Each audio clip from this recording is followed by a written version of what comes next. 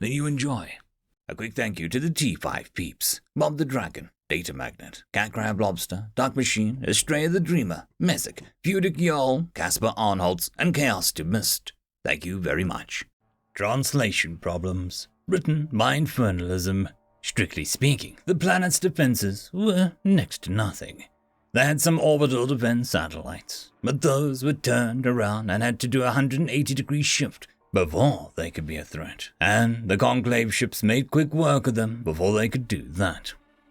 Aside from that, there were some monitoring satellites in orbit, and that was about it. Too easy, he thought with a bit of satisfaction. First Commander Stanek had executed some degree of difficulty to this mission, but thus far, it had been something a first-year stalker could have done without issue.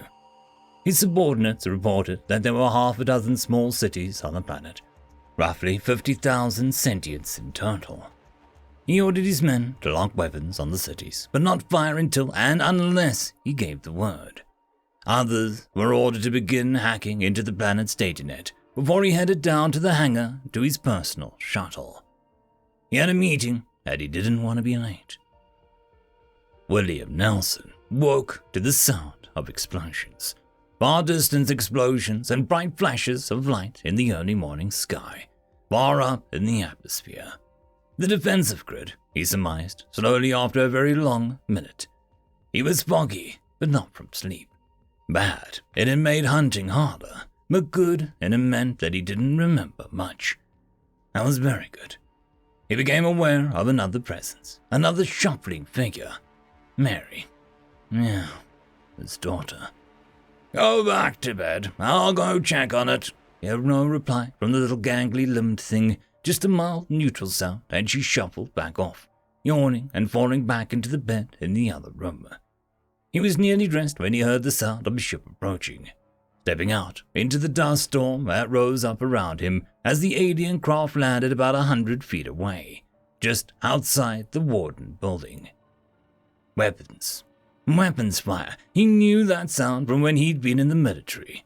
Short, hot sounds, like silk being ripped, plasma weapons set to kill.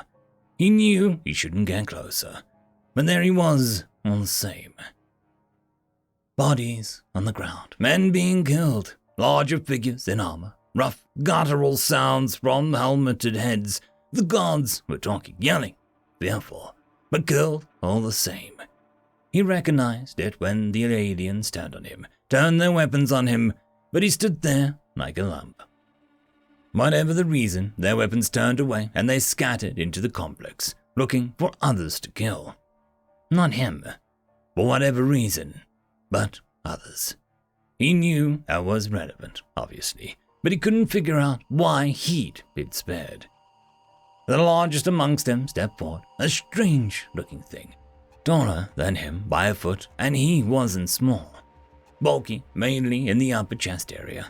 Thinner legs, and they bent backwards, ending in boots that looked like hooves, not feet. Odd.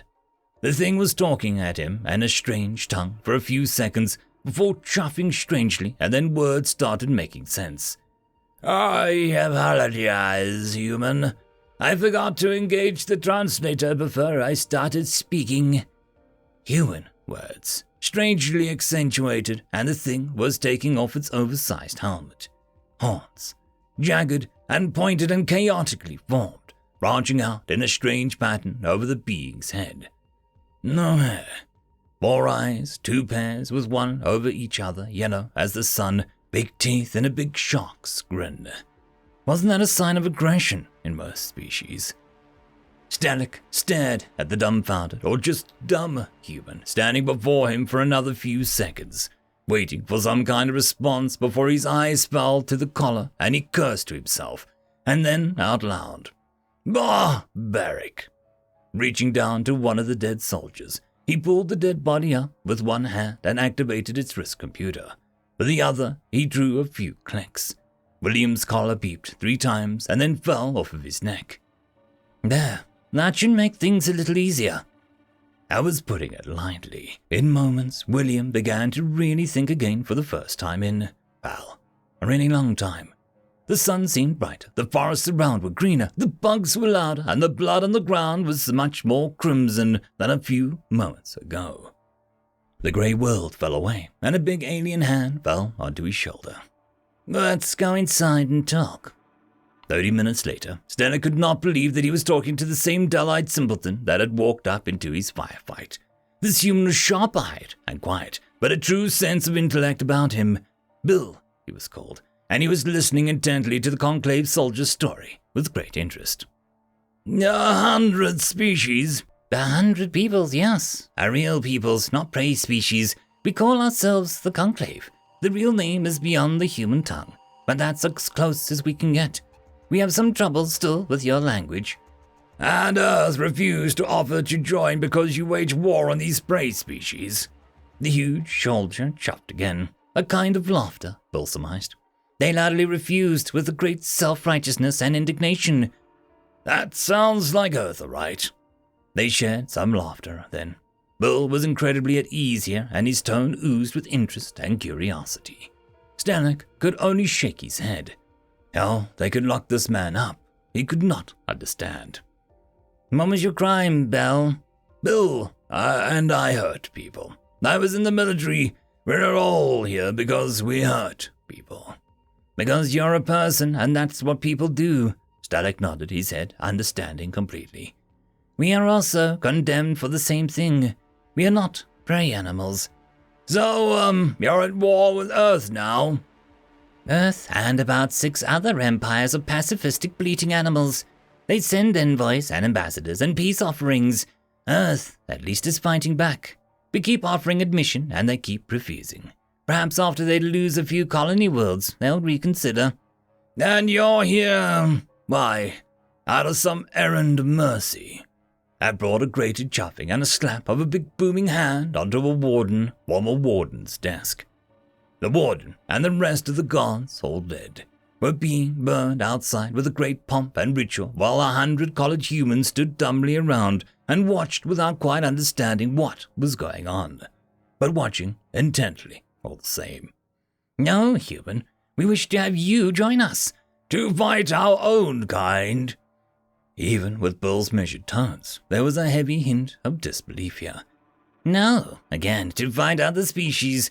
We could not ask you to find your own kind, mostly because we do not truly trust you yet, but perhaps in the future. Perhaps. So we'd be your mercenaries. Of a sort, you'd be probationary members of the Conclave. After a few years, you'd be granted full citizenship, the rights to settle your own world, even control over Earth worlds that we conquer. They would accede to your rule before that of an alien, I suspect. Bill made appropriate noises here, but did not agree. The whole world just us. Seems a bit unnecessary. The great horn being clicked buttons, scrolling through pages of data on the ex-warden's computer. Yes, for just yourselves, but we found that Earth humans have 5 prison worlds in the sector, all clumped up, all close to one another. We suspect for reasons of security. In total, there are 200,000 of your people in the sector that will qualify you for a world of your own. He clicked off the console and turned his full attention to the human. So, I hope you're not going to refuse our offer of service to the Conclave. I like you. I think your people would much rather bleed others and be bled. You would be correct, First Commander. So, you can speak for them, the rest of your people here. Bill had to shake his head. No. He had to take a deep breath and then continued. I need you to give us about a week, alone. Turn the collars off, all of them, and give us about a week to talk it over. Bill, you have to understand, this is an all-or-nothing offer. We need your people in force, not a handful of people and a lot of food animals waiting to be slaughtered. He didn't want to have to slaughter these beings that acted very much like his own people, but he couldn't have a week amongst them. It weakened the whole. Give me a week without the collars dulling our minds, and I promise you, you'll get what you came for. First Commander Stellek thought for a moment, mostly for show, and then agreed. He and his soldiers would pull back for a week and merely monitor the surface for any sort of obvious treachery or civil dissension. These sorts of things always resulted in a handful refusing to get their hands dirty again, and he wanted to see how these humans reacted to the self-righteous refusal. The first 3 days were just them waking up from their collar-induced haze. Then things happened quickly. The 5 cities that existed all congregated at the central city. The entire population came. On the 4th day, a ground-based signal was intercepted by the Conclave. Bill wanted to get access to the ship's database on the Conclave species and history. Stennick gleefully approved it. This was looking very good. On the 5th day, ship-mounted cameras caught video of the masses of humans all gathered up, talking to each other, perhaps debating, and perhaps going over the finer details of different things on their data pads. But the 6th day, the crowd broke up again and returned to their towns. Stennick received another message from the surface from Bill.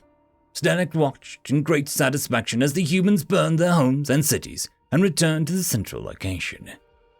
On the morning of the 7th day, Stennick returned to the surface with the entirety of his forces, leaving the ships on autopilot and defense. He wanted all his men there as they inducted a new people into the Conclave. Probationary, of course, but it was still a momentous day, an almost holy day.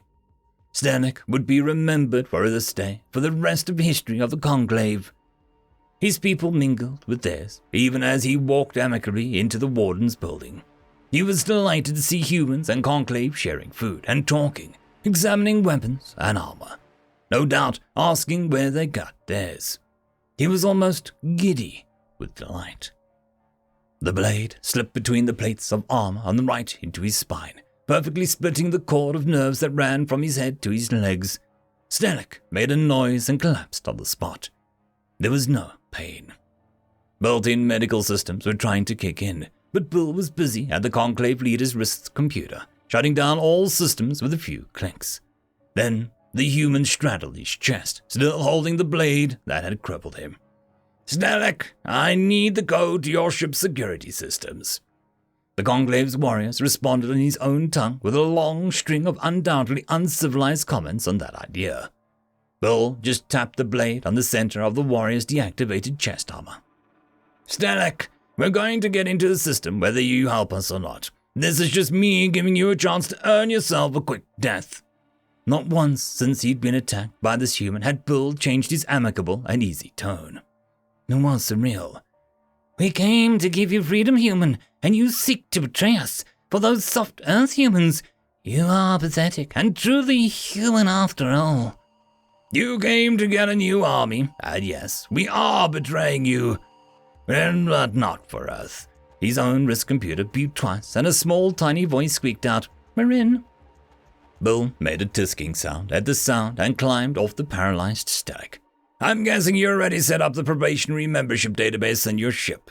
I'm also guessing we'll find the location of the other worlds in this sector. I'm betting we'll be able to figure out how to add them to the probationary database as well." He sheathed his own blade, and another figure entered the room quietly. Bill just greeted her with a hand on her shoulder. "You need help with the armor, Mary." There's such a tiny thing she was, half the size of the silent Conclave soldier on her feet. "No, Dad, I read the specs." And she didn't need his blade. Stennick numbly realized. She had her own. "Clean up when you're done and meet me at the ship. We got more work to do." Bill hurried outside, and he had his own fun waiting for him. A little bit to tide him over until they could get out into the big bad old galaxy again. The little wisp of a girl left the warden's office about an hour later, soaked to the bone in something that looked like blood, but was slightly more of a greenish brown. She met her adopted father, who was just as soaked, and they cleaned up in one of the guard buildings, stepping around crowds of crouched men who hovered over screaming things in the dirt. As Bill had suspected, the ships had more than enough room for them, and for the other peoples on the other worlds as well. Stennick had come looking for an army. He'd already requisitioned the armor and weapons, and luckily, the Conclave had 16 other species that were roughly human-sized, complete with head-to-toe body armor. Bill and his people changed databases here and there, and even as the truth of Stennick's efforts was discovered by the Conclave's leadership, Bill's people were already filtering into the masses of armies that made up the vast whole of the Conclave society. As was their wont, his people broke up almost immediately, spreading out to find their own hunting grounds, staking out territory to thin the ranks. Not because of patriotic duty or because human loyalty, because that's what they did. Stellich's translators were as bad as he had joked about. It would, perhaps, be the costliest of mistakes to use the second-rate translator that couldn't tell the difference between prison world and hospital world. Bill's people never hurt another human for the rest of their storied existence, even as the conclave began to collapse in on itself due to the piles of murders that came from within and could not be solved. Boogeymen in the dark that turned species against species. Bill's people had no reason or desire to go after and hunt humans again, for the species of the conclave were ever so much more enjoyable of a hunt. They were faster, smarter, stronger, and bigger. They were the predators of the galaxy. And Bill's people sated themselves on those predators. End of story. And that, my friends, concludes this video. I hope that you enjoyed, and if you do, please consider supporting the author, even by popping over and leaving a thumbs up or a nice comment, just to show your appreciation for the story. However, if you wish to support this channel, there are links down below which will help immensely. I will see you all in the next one, and until then, I hope that you have a fantastic day. Cheers.